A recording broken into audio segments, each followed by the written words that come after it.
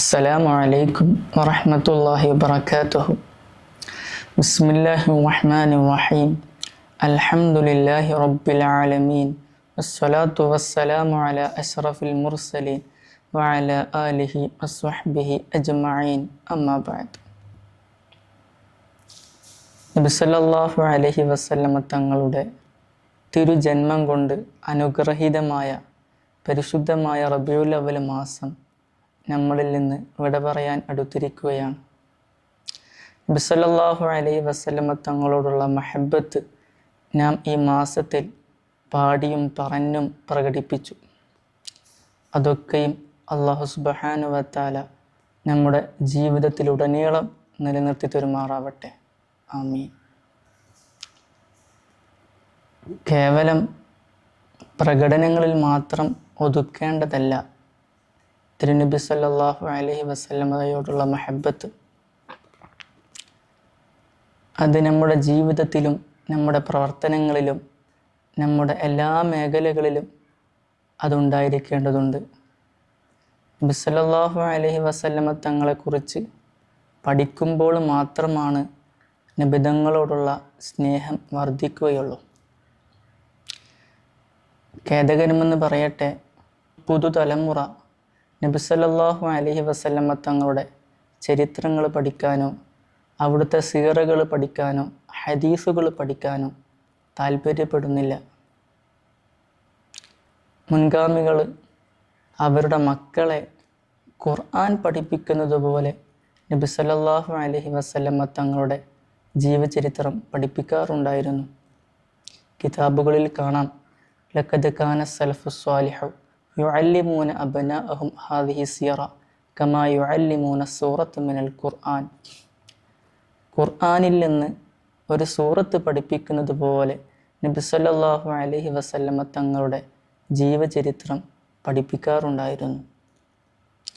നബി സല്ലല്ലാഹു അലൈഹി വസല്ലമ തങ്ങളെക്കുറിച്ച് പഠിക്കുമ്പോൾ മാത്രമാണ് നമ്മുടെ സ്വഭാവവും നമ്മുടെ ജീവിതവും മാറുകയുള്ളൂ.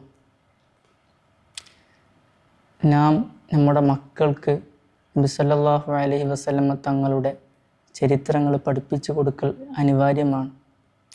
അവരുടെ ആത്മീയ വിശുദ്ധിക്കും സ്വഭാവ സംസ്കരണത്തിനും നബി സല്ലല്ലാഹു അലൈഹി വസല്ലമ തങ്ങളുടെ സീറകളും അവിടുത്തെ ഹദീസുകളും അവിടത്തോട് ബന്ധപ്പെട്ട കാര്യങ്ങളും നാം പഠിപ്പിച്ചു കൊടുക്കണം. അല്ലാഹു സുബ്ഹാനഹു വ തആല ഖുർആനിൽ പറയുന്നുണ്ട്, വ ഇന്നക ലഅലാ ഖുലുഖിൻ അളീം.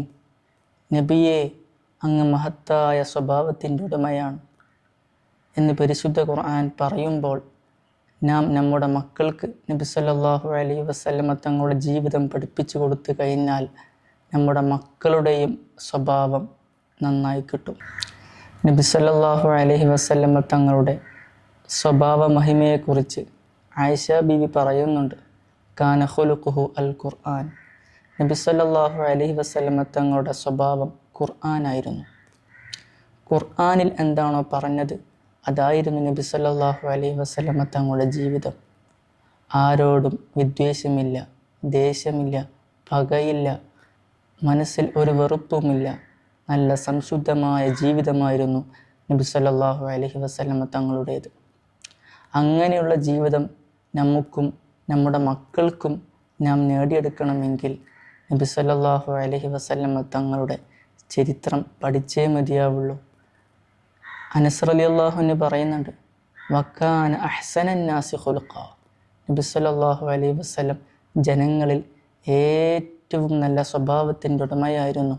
നബി സല്ലല്ലാഹു അലൈഹി വസല്ലമ തങ്ങളെക്കുറിച്ച് പഠിക്കാനും നമ്മുടെ മക്കൾക്ക് പഠിപ്പിക്കാനും നാം തയ്യാറാവണം.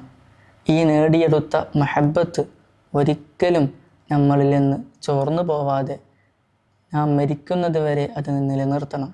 അല്ലാഹു തആല അതിനുള്ള തൗഫീഖ് നൽകുമാറാവട്ടെ. ആമീൻ. അസ്സലാമു അലൈക്കും വറഹ്മത്തുള്ളാഹി.